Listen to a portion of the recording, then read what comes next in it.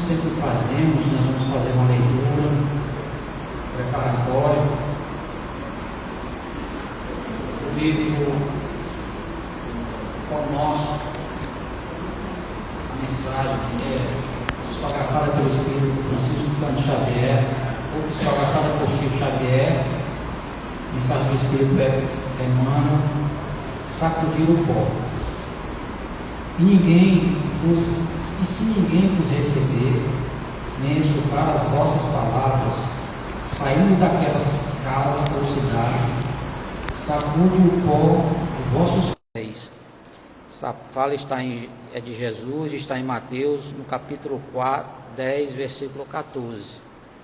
E Emmanuel interpreta da seguinte forma: os próprios discípulos materializaram o ensinamento de Jesus, sacudindo a poeira das sandálias em se retirando desse ou daquele lugar de rebeldia ou impenitência. Todavia, se o símbolo que transparece da lição do Mestre estivesse destinado apenas ao gesto mecânico, não teríamos nele senão um conjunto de palavras vazias. O ensinamento, porém, é mais profundo. Recomenda a extinção do fermento doentio. Sacudir o pó dos pés é não conservar qualquer mágoa ou qualquer detrito nas bases da vida, em face da ignorância e da perversidade que se manifestam no caminho de nossas experiências comuns. Natural é o desejo de confiar a outrem as sementes da verdade e do bem. Entretanto, se somos recebidos pela hostilidade do meio a que nos dirigimos, não é razoável nos mantenhamos em longas observações e apontamentos que, ao invés de conduzir-nos à tarefa a êxito oportuno, estabelecem sombras e dificuldades em torno de nós. Se alguém te não recebeu a boa vontade, nem te percebeu a boa intenção, por que a perda de tempo em sentenças acusatórias? Tal atitude não soluciona os problemas espirituais. Ignora acaso que o negador e o indiferente serão igualmente chamados pela morte do corpo à nossa pátria de origem? Encomenda-os a Jesus com amor e prossegue em linha reta, buscando os teus sagrados objetivos. Há muito por fazer na edificação espiritual do mundo e de ti mesmo, Sacode, pois, as más impressões e marcha alegremente. Então, com essa mensagem de Emmanuel, nós vamos buscar uma posição confortável, serenar a nossa mente e nos entregarmos totalmente a este momento de reflexão em torno do Evangelho de nosso Senhor Jesus Cristo. Mestre, divino amigo Jesus, é em teu nome, Senhor, que nos reunimos nesta casa, neste hospital, nesta escola de almas, a fim, Senhor, de encontrarmos aqui o direcionamento para a nossa mente e a sensibilização dos nossos corações, a fim de que nossos espíritos possam, nas reflexões auridas na noite de hoje, buscar redirecionar os nossos passos, tornando-nos mais compreensivos, mais caridosos, mais indulgentes, mais amorosos, a fim de que, Senhor, assim sendo, possamos estar mais maleáveis às influências dos bons espíritos. Inspira, divino amigo, de maneira especial, o nosso facilitador, o nosso irmão Rodrigo, e que a sua fala, Senhor, possa trazer a clareza necessária, o despertamento para todos nós, encarnados e desencarnados, que aqui viemos. É em teu nome, divino amigo Jesus, em nome do José Grosso, dirigente maior desta casa, de tantos espíritos anônimos e abnegados que trabalham incansavelmente na tua seara de amor, que nós te pedimos as bênçãos e a permissão para darmos iniciado às nossas tarefas da noite de hoje. Que assim seja, graças a Deus. Então nós convidamos o nosso irmão Rodrigo Ventura para nos conduzir no estudo de hoje com o tema Como lidar com a mediunidade.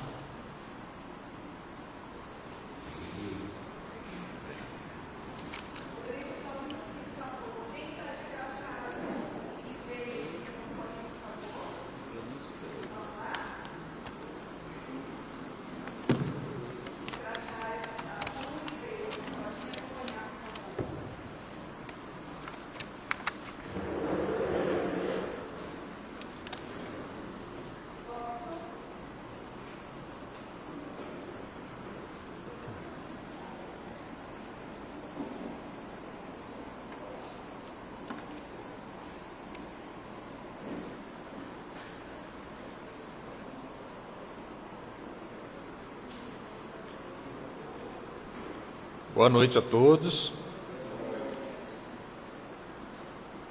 Nós sabemos que uma das principais razões que levam as pessoas pela primeira vez a procurar um centro espírita, uma casa espírita, é o surgimento de sintomas, de fenômenos relacionados à mediunidade.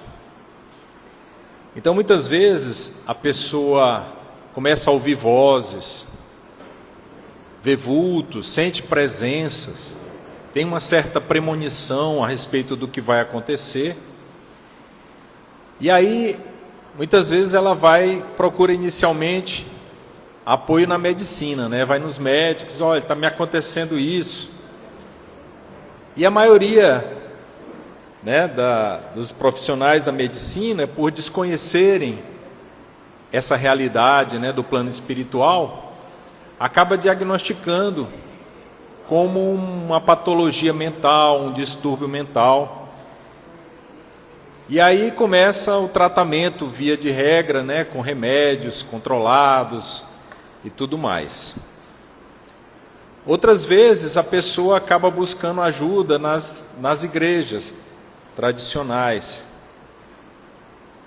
E aí muitas vezes lá é diagnosticada como uma pessoa endemoniada. Olha, você está com um demônio, isso é coisa do demônio, você tem que fazer um exorcismo aqui na igreja, porque isso que está acontecendo com você é a influência do demônio na sua vida. Porém, essas pessoas muitas vezes saem decepcionadas, porque não encontram resposta, porque não sentem que aquelas orientações da medicina ou das igrejas em geral respondem realmente às suas expectativas, aquilo que ela está sentindo. E aí no Espiritismo, na doutrina espírita, nós vamos realmente estudar, entender o que se passa, o que é a mediunidade, por que ela aflora, o que nós devemos fazer em relação a ela, quais são os perigos de nós na prática mediúnica, enfim, de uma maneira geral, como lidar com a mediunidade. Então esse é o tema que nós vamos desenvolver na noite de hoje. É um tema muito complexo, que tem muitas vertentes. A gente vai trazer alguma orientação, mas via de regra, o médium, como nós vamos falar aqui, ele tem que procurar o estudo, ele tem que procurar entender realmente, através das obras, o que está se passando, qual é o objetivo e tudo mais. Então, para a gente começar rapidamente, o que é mediunidade? Nós já estudamos, nós todos aqui já estudamos mediunidade, mas a gente pode definir mediunidade como essa faculdade de perceber e de servir de intermediário, né, de comunicação entre os dois planos, o plano material e o plano espiritual. Então, a palavra médium foi criada por Allan Kardec para definir exatamente essas pessoas que têm essa faculdade. Então, médium, mediunidade são termos criados por Allan Kardec na codificação espírita, exatamente para tentar definir claramente o que é uma coisa e o que é outra. E a gente sabe que a mediunidade existe em todos os tempos, em todos os lugares. A gente vai estudar os livros mais antigos, os textos antigos, e a gente vê que desde lá do Egito Antigo, já se falava em mediunidade. Existiam os sacerdotes, que eram médiuns, né, que recebiam as comunicações e passavam para o povo. Lá na Grécia, né, a gente ouve falar das pitonisas, que ficavam nos oráculos. O que eram as pitonisas? Eram médiuns. Elas recebiam as comunicações dos espíritos, que os gregos, por ignorância, né, atribuíam aos deuses, e transmitiam, né?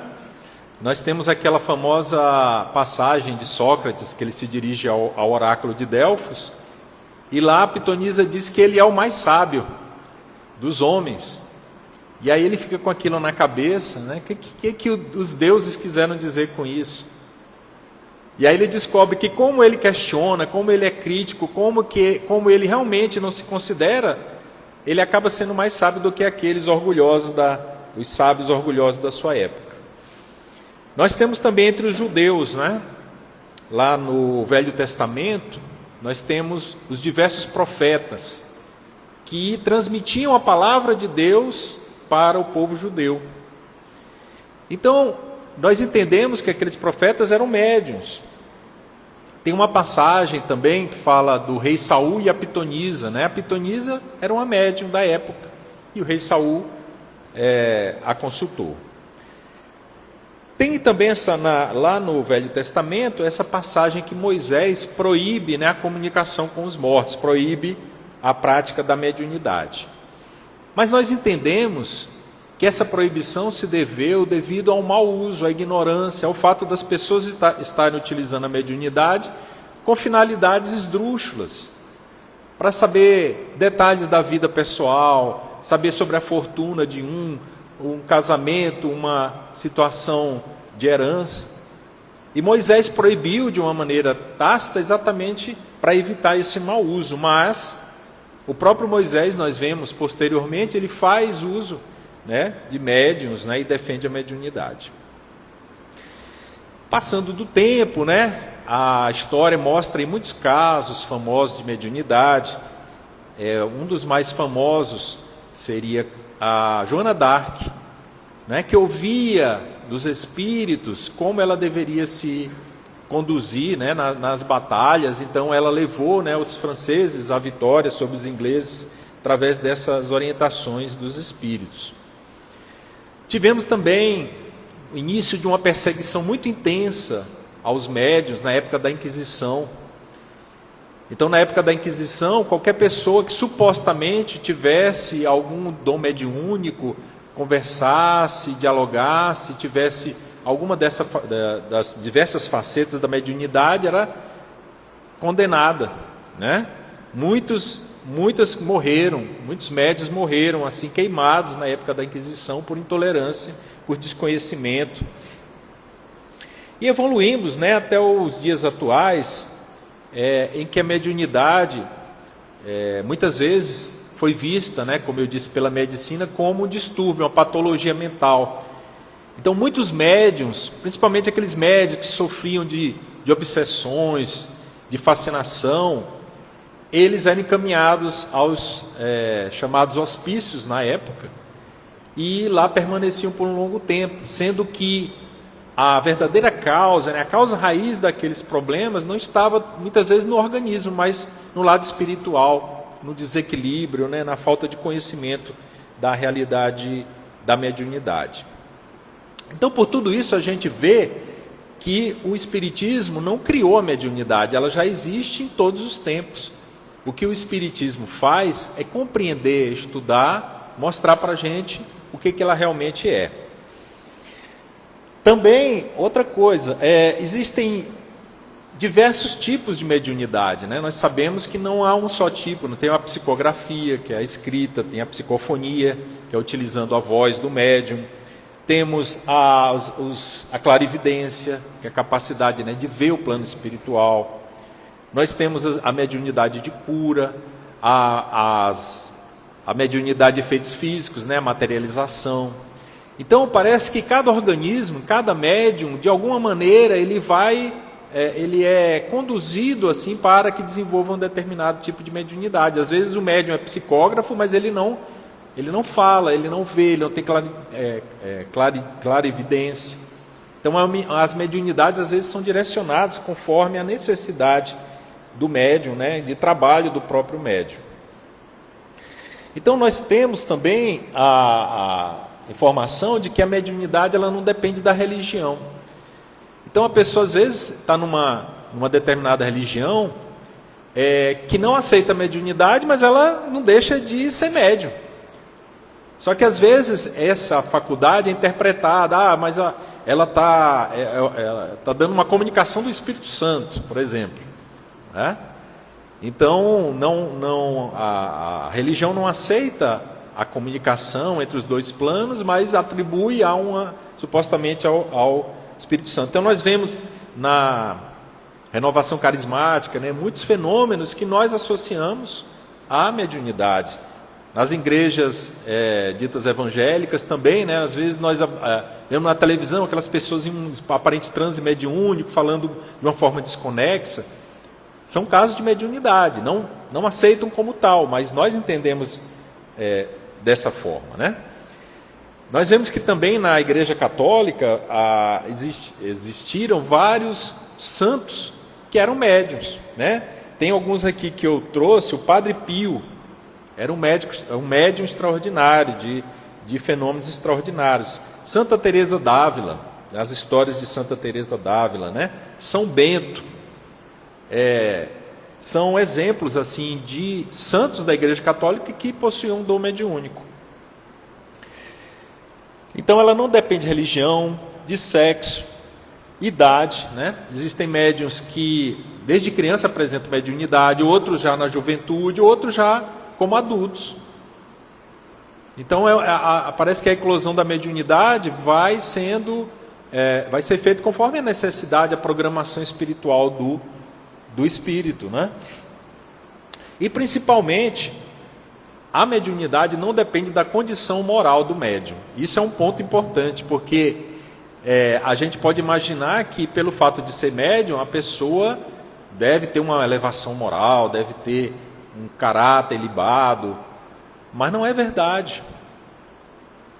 A mediunidade, como qualquer outra faculdade, ela funciona de uma forma aleatória. Então, tanto pessoas de bem, de caráter, de compromisso com o bem, quanto pessoas equivocadas, viciadas, que ainda não despertaram, né, para os valores espirituais, podem ter mediunidade. E nós vemos isso, né, no nossa época como épocas passadas. Então, a condição moral não é fator determinante, né, no fato da mediunidade, de ser médium. Então, por tudo isso, a gente entende que a mediunidade é uma faculdade orgânica, ela depende do organismo da pessoa. Ela não vai depender, então, de nenhuma dessas questões, né, morais ou religiosas, de idade, etc., mas é algo do organismo da pessoa. E nós sabemos, através da literatura espírita e das pesquisas que estão sendo feitas, que existe uma relação direta da mediunidade, da faculdade mediúnica, com a glândula pineal, né?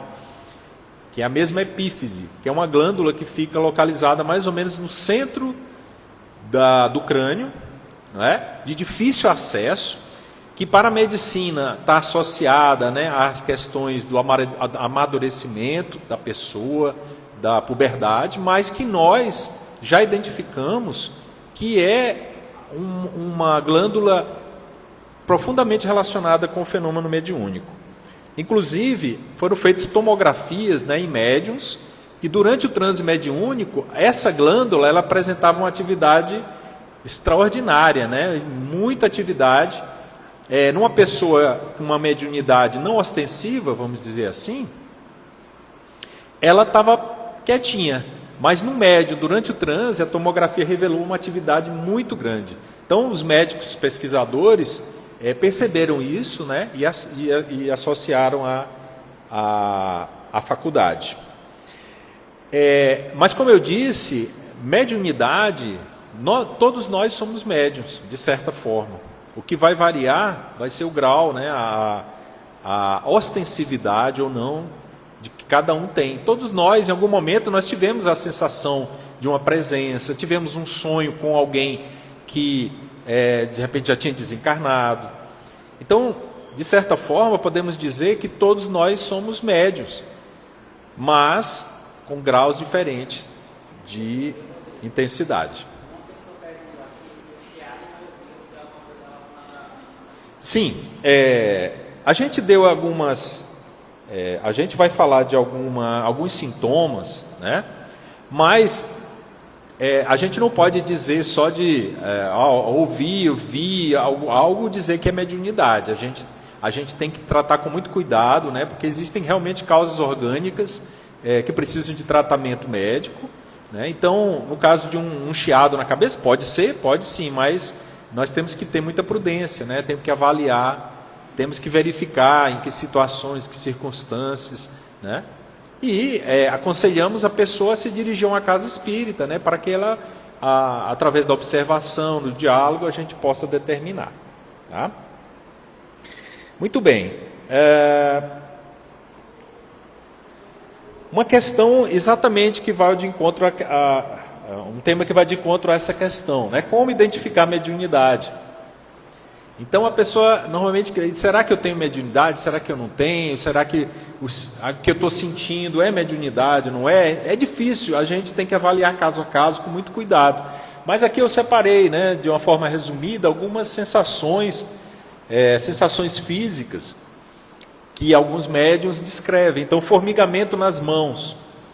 Alguns médiuns descrevem essa sensação de formigamento, necessidade de pegar um papel, de escrever, de fazer um desenho. Isso vem assim de uma forma muito intensa. Também a presença de calafrios. A pessoa está num ambiente, de repente sente um calafrio, um frio inesperado. Devido à influência, pode ser a influência já de um espírito naquele ambiente. Dores, né? Dor de cabeça em algum lugar do corpo. A gente sabe que os desencarnados, muitas vezes, eles têm a impressão de ter a dor física ainda, mesmo estando desencarnados. Passou por uma cirurgia, um acidente, um trauma muito grande, ele mantém aquela impressão que está na mente do desencarnado de que existe ainda aquele órgão físico, que ele está sentindo dor. Quando ele se aproxima do médium, o médium, às vezes, vai sentir também dor naquele local. Então, isso é algo que acontece. Sensação de fadiga. Então o médium, olha, eu estou me sentindo tão cansado, esgotado, como se as minhas energias estivessem sendo drenadas. Pode ser também um sintoma de mediunidade. Aí, além dessa, tem muitas outras, né? Percepções. Então, sons, pancadas. Ouve um som assim, do nada. Ou você ouviu, ninguém ouviu, só aquela pessoa, só o médium, né? Ou uma pancada, às vezes é um efeito físico. O médium ele doa o ectoplasma, né, que é o fluido que vai ser utilizado, e aí o espírito produz uma pancada. Sensação de presença, isso também é muito comum, né? Às vezes a gente também, né, na nossa vida cotidiana sente, né? Estou sentindo uma presença aqui, alguém ao meu lado. Então, é um sintoma claro de mediunidade, ou pode ser. Visões de vultos, né? Visões de algo que não está fisicamente ali. Sonhos e premonições. Então, como eu falei, né? A pessoa sonha com um ente querido que já desencarnou, alguém que vem transmitir uma informação, um esclarecimento, pode ser um indício de mediunidade. E as alterações emocionais. Então, tristeza, choro, né? A pessoa está aqui de repente, sente assim uma tristeza muito grande, ansiedade, medo. Não quer dizer que quem sofre, né, eventualmente uma tristeza, um medo, é mediunidade, mas são um dos sintomas, né, dos fatores. Humor instável, é uma esponja emocional. Então, o médium, ele é como está ali, é uma esponja. Então, ele está num ambiente onde está um espírito sofredor, está com pensamentos de medo, ou chorando, né? Com muita tristeza, ele vai absorver desses fluidos, né, desses pensamentos. E aí o médium sai daquele ambiente, aí muda já o humor do médium. Então pode ser um indício, né, de mediunidade. E desconforto em alguns ambientes. Então as pessoas mais sensíveis, quando se adentram em alguns ambientes, olha, o ambiente aqui está muito pesado, estou me sentindo mal, não vou conseguir permanecer aqui. Então é porque naquele ambiente estão aqueles fluidos realmente emitidos, né, por entidades que estão naquela sintonia ainda, e o médium, ao adentrar ali, ele vai absorver e vai se sentir mal. Da mesma forma, quando ele está num local onde a presença, né, de fluidos mais elevados, espíritos mais elevados, ele também vai sentir um bem-estar muito grande. Diz, olha, aqui é uma paz, um equilíbrio, estou me sentindo tão bem, parece que eu estou assim no paraíso. Então, é um sinal também de mediunidade. Bom, mas aí a gente está falando assim, como lidar com a mediunidade? Então, eu já percebi que eu sou médium, né? O que eu devo fazer? Como eu devo agir? Como seria assim meu procedimento, um passo a passo? Então, a primeira coisa importante para a gente falar, a importância do estudo, né? O estudo da mediunidade. Então a gente sabe o seguinte, a ignorância do médium facilita a mistificação e a obsessão. Então, a falta de estudo, a falta de esclarecimento faz com que a pessoa ela não entenda certas coisas e ela se torne vítima de, por exemplo, mistificadores, que são aqueles espíritos que se fazem passar por benfeitores, por espíritos mais elevados, mas que estão levando a pessoa a um caminho errado. Então ela diz, olha, tem um benfeitor aqui que está me dizendo para me fazer tal coisa, eu vou seguir, porque ele disse que é tal pessoa que... E aí a pessoa, por ignorância, por achar que tudo que vem, né, do plano espiritual é coisa que deva seguir, aí ela vai e segue. E a mesma coisa, a obsessão.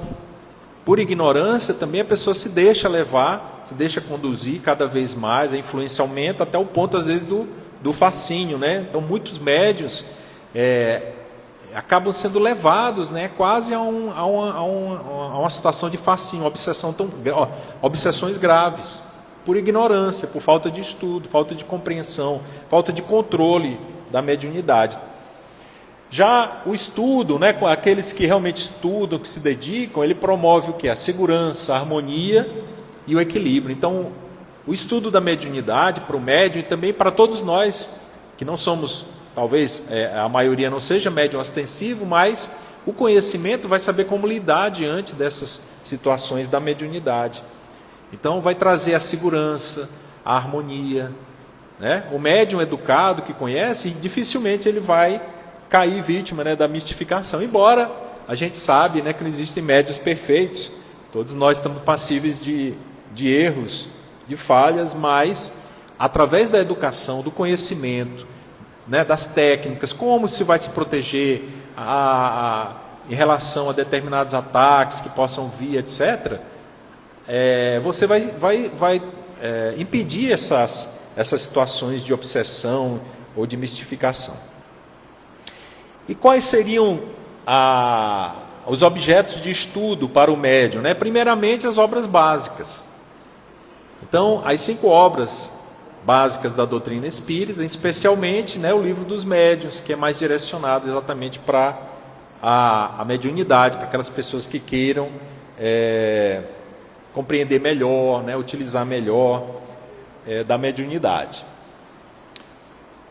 Então, lá nas obras básicas, né, Kardec, tanto no Livro dos Espíritos, Céu e Inferno, Livro dos Médiuns, aí ele vai trazer um estudo bastante profundo, né, que a gente tem aqui na casa também, mostrando, né, como, assim, historicamente, sobre a questão da mediunidade, os tipos de médiuns, a questão das manifestações, tudo isso de uma forma organizada, lógica, né, para tirar as dúvidas que cada um de nós tem a esse respeito.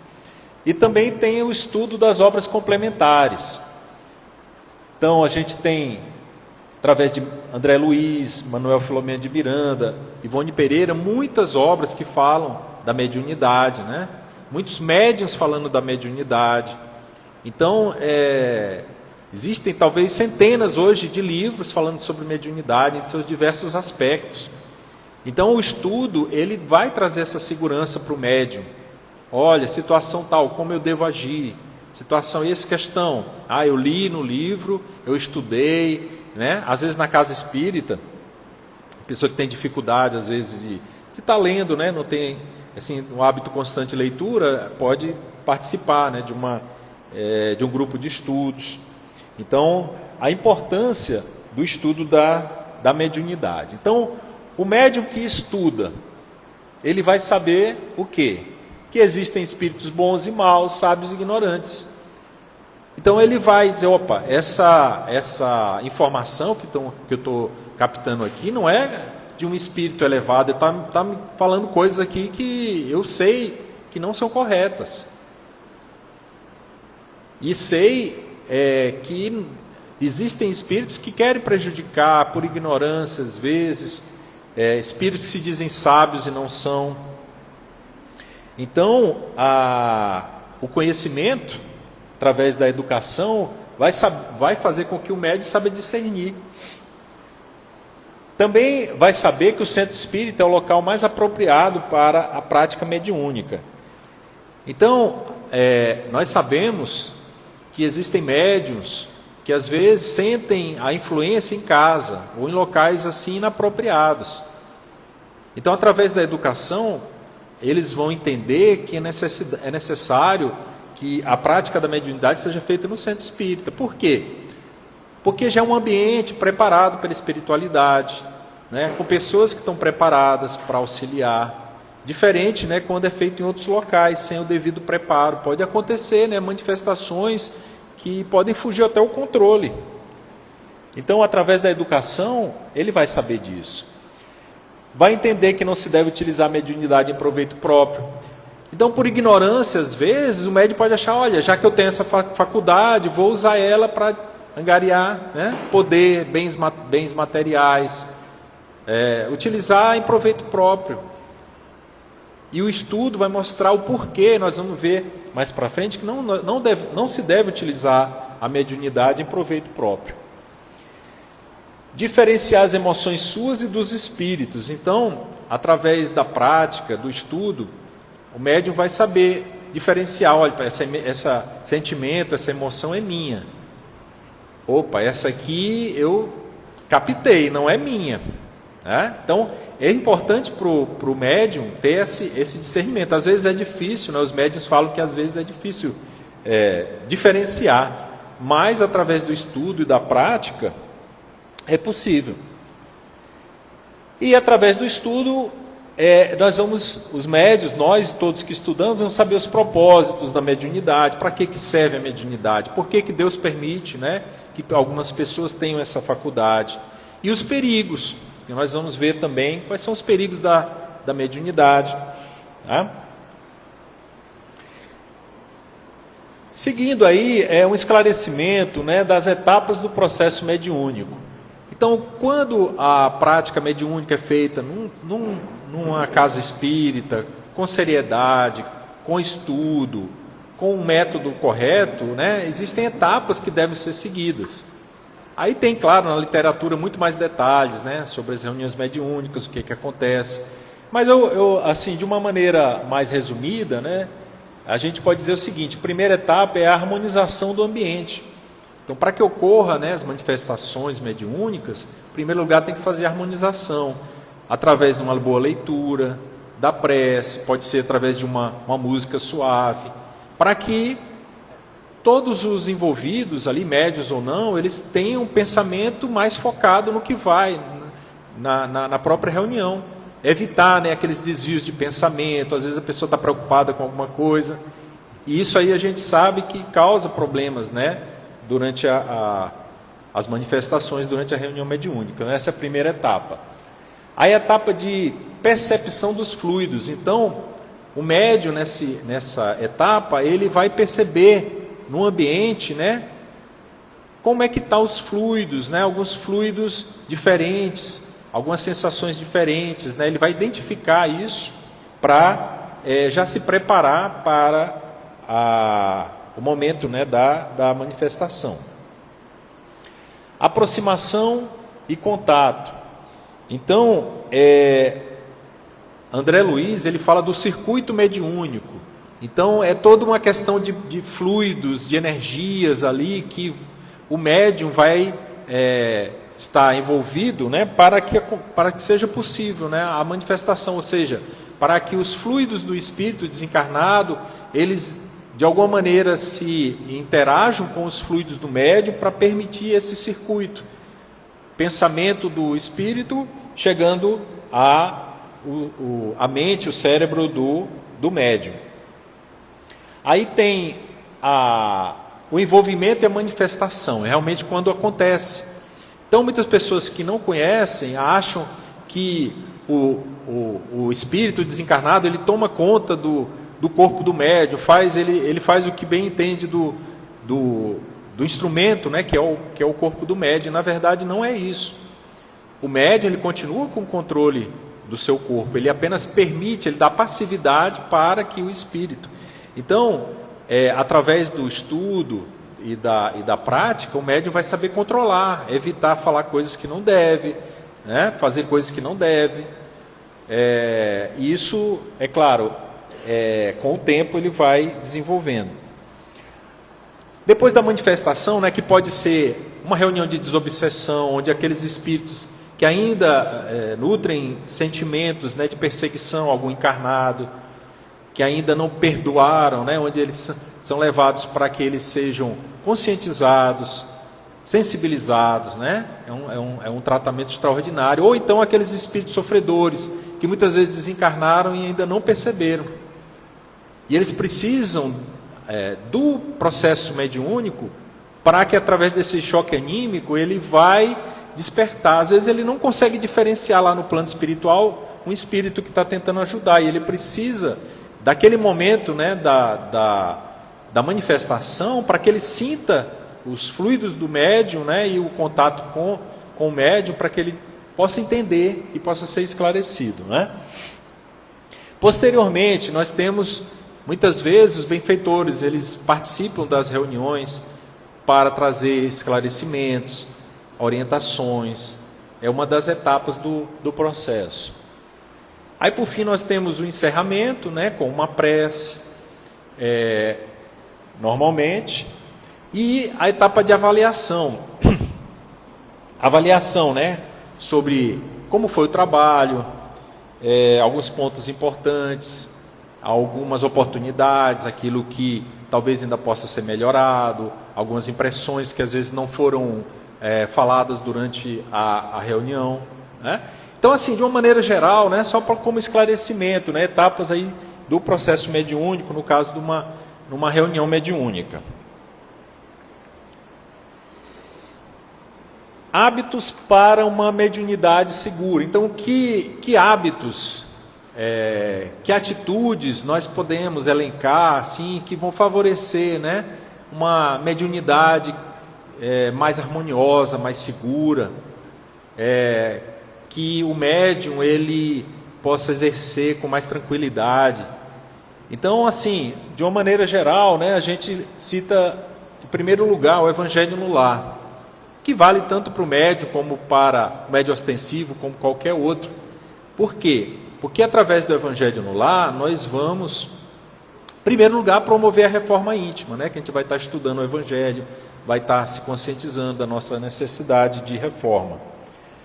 Mas também nós vamos atrair a presença, o apoio dos espíritos, dos benfeitores, dos espíritos elevados, e vamos criar através dos nossos pensamentos, das nossas preces, um ambiente fluídico que vai, de alguma maneira, nos dar uma proteção em nossa residência, em nossa casa, com os nossos familiares. Então, é importante que o médium, na sua residência, ele tenha essa proteção, exatamente pelo fato dele sofrer, em maior grau, essa influência dos espíritos. Então, a importância do Evangelho no lar.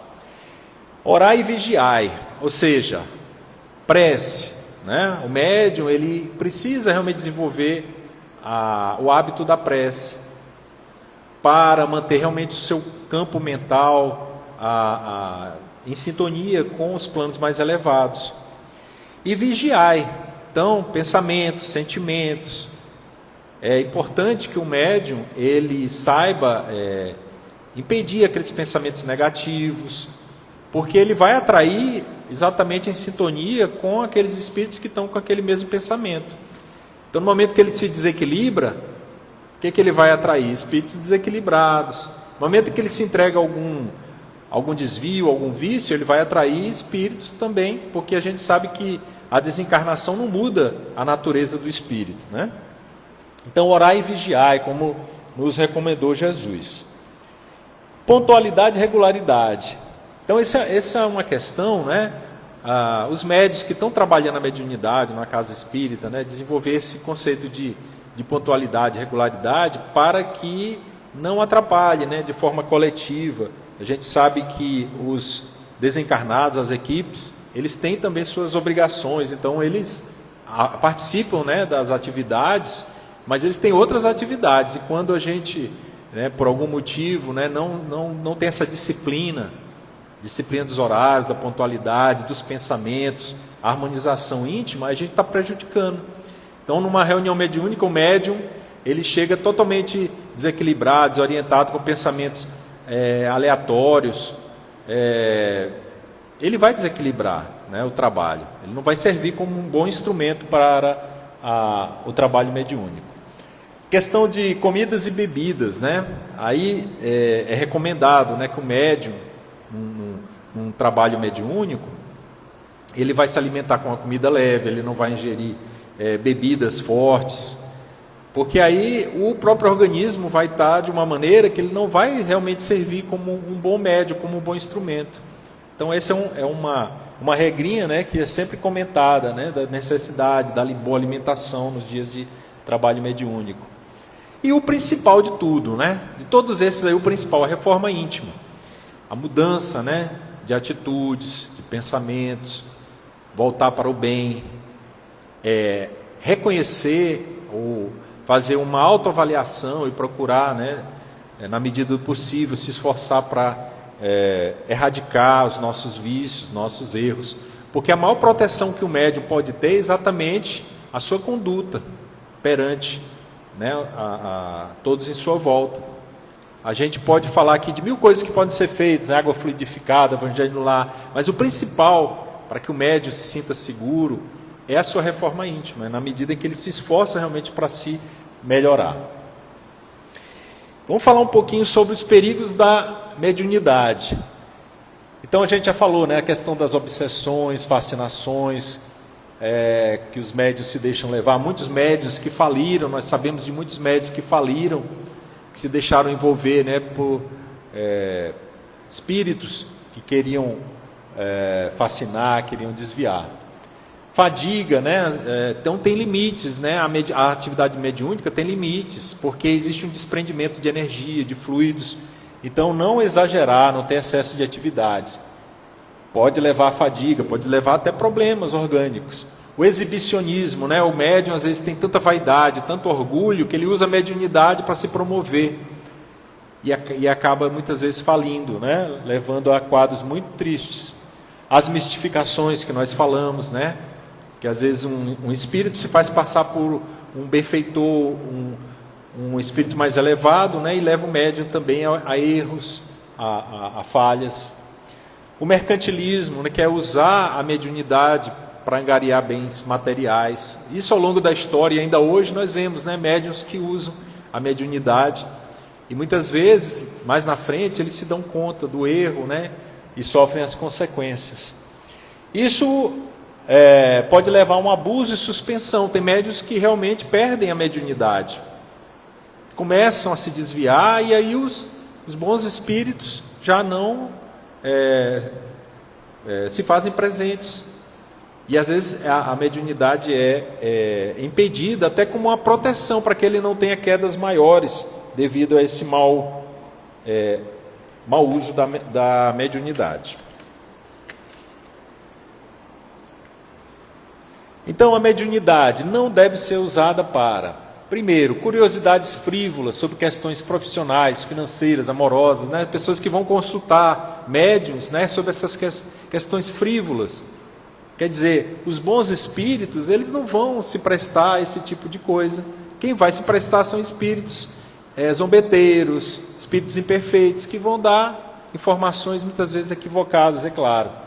Soluções que nos cabem resolver. Então, tudo que eu preciso resolver, eu vou buscar na mediunidade, na orientação dos espíritos? Não, eu preciso desenvolver meu raciocínio, minha inteligência, minha capacidade.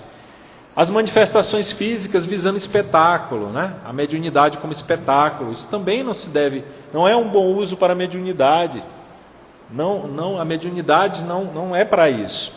Prejudicar ou perseguir, né? Então a gente vê médiuns utilizando a mediunidade para fazer, entre aspas, né, trabalhos contra pessoas, ganhando dinheiro com isso.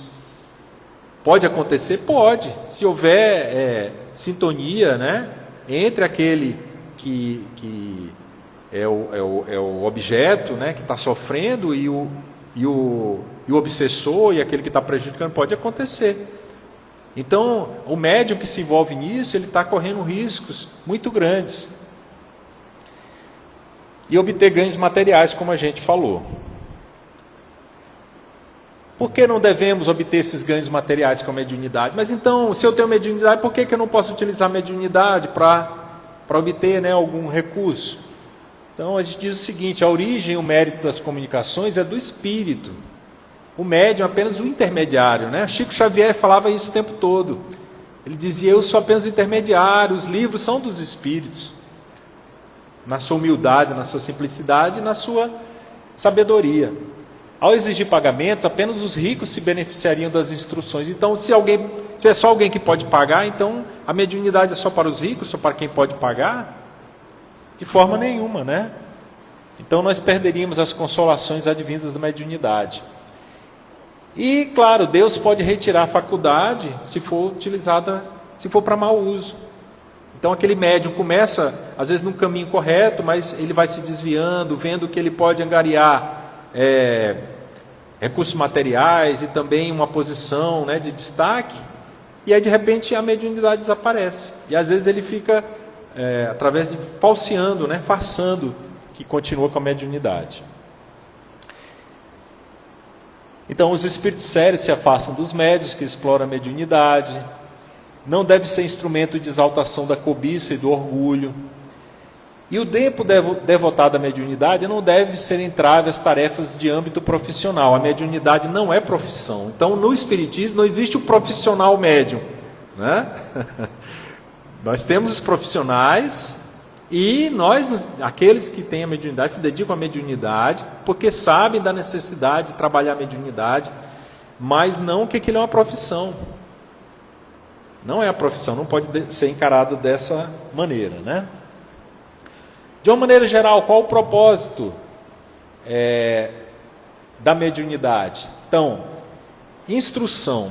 Olha só, a doutrina espírita, ela veio até nós porque existiram médiuns que psicografaram, que escreveram livros, né? Então, a importância da mediunidade como um elemento de instrução para nós encarnados, mas também para os desencarnados.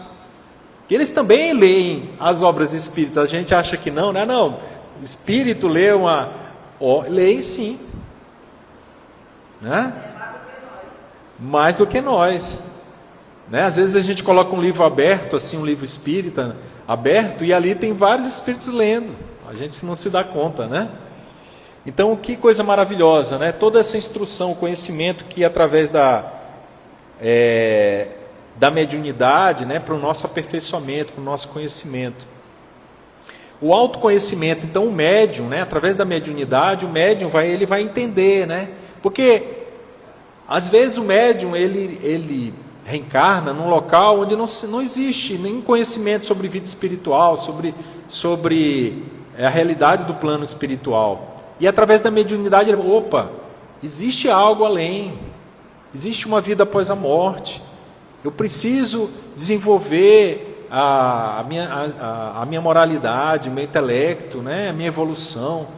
Então ele vai se autoconhecer e vai utilizar a mediunidade para essa percepção. Consolo, né? Então, quantas e quantas criaturas já não receberam consolação através das psicografias, das psicofonias, encarnados e desencarnados, pessoas aflitas, né? Espíritos aflitos que através do médium, da reunião mediúnica, eles vão receber o consolo. Quantas aflições não foram debeladas através do uso da mediunidade? Que coisa maravilhosa.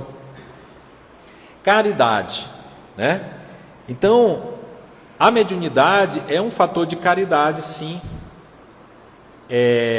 Porque através da mediunidade nós estamos aliviando a dor dos nossos irmãos, nós estamos consolando, nós estamos trazendo informações através da literatura para que muitas pessoas que estão numa situação de desespero, de angústia, de ideias suicidas, elas, através daquela literatura, daquelas instruções, elas vão entender as razões e vão se modificarem, né? Vão se consolarem. Então, é um elemento de caridade extraordinário, a mediunidade. Ela tem que ser vista dessa forma.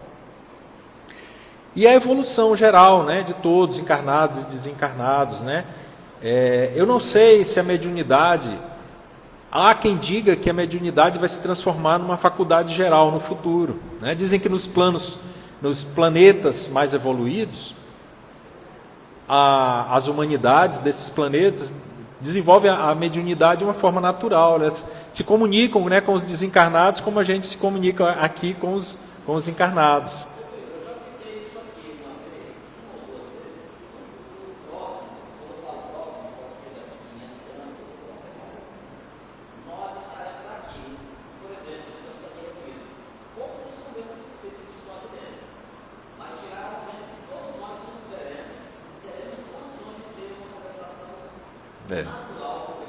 Maravilhoso. Exatamente. E por que hoje, né, nessa faculdade não é estendida a todos os seres humanos, né? Se ela traz tantas coisas boas, como a gente vê, né, tantas maravilhas, por que então é restrita?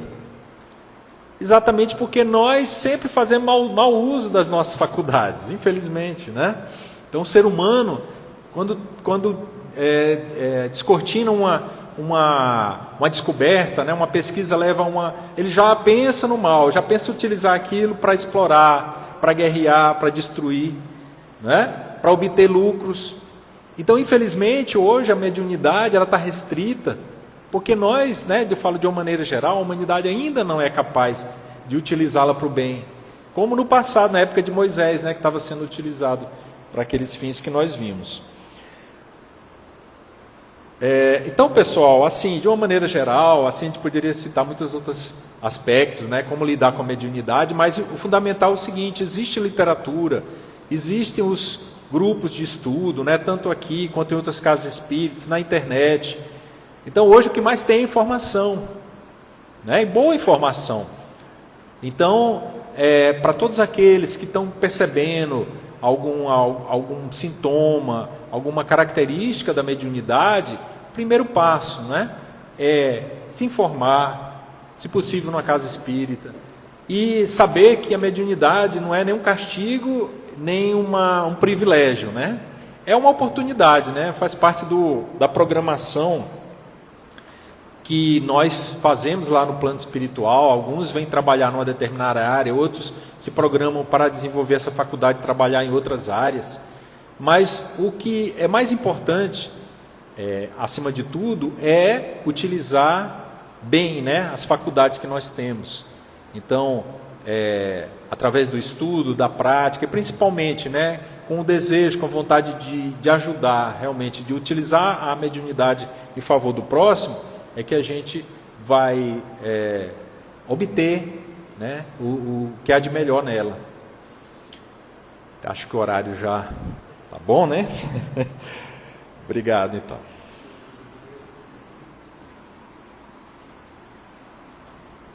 Obrigada ao Rodrigo pelos esclarecimentos. É claro que, como ele disse, tem muito mais sobre a mediunidade, e é por isso que as casas espíritas oferecem estudos de aprofundamento, tá? Nós queremos convidar o Valteir para nos conduzir na prece de agradecimento, e como diz o doutor Evilásio, amanhã tem mais. Então, o Valteir vai nos conduzir na prece. Depois da prece, nós temos a fluidoterapia.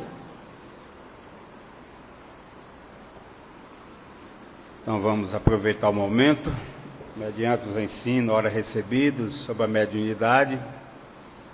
Vamos agora levar o pensamento ao Criador, trazendo a imagem do nosso Senhor Jesus Cristo, dizendo a Ele da nossa gratidão de aqui estarmos reunidos em nome dEle, estudando os ensinamentos à luz da doutrina dos Espíritos, para que possamos nos conhecer mais e melhor, para trabalhar ainda bem melhor, em prol de nós e do próximo, para que nessa comunhão entre encarnados e desencarnados, possamos nos melhorarmos e nos transformar em verdadeiros trabalhadores da seara de Jesus. E assim, querido Jesus, que o teu amor, que a tua bênção, que a tua proteção se estenda a todos nós aqui que nos encontramos encarnados e desencarnados. Possa ir aos nossos lares, com nossos familiares, e a todos aqueles, Senhor, que busca por Ti, que busca Te conhecer, que busca se melhorar. Mestre querido Jesus, acolhe nesta casa, com todos os seus trabalhadores, com todos os seus departamentos, que todos os trabalhadores encarnados e desencarnados se unem em um só pensamento de amor, fé e caridade para nos transformar. E assim, querido Jesus, em teu nome santo e sagrado, em nome de nossa Mãe Maria Santíssima, em nome dos benfeitores amigos, como José Grosso e sua equipe, nós queremos pedir a permissão para dar por interrompido o estudo da noite, dizendo graças a Deus que assim seja.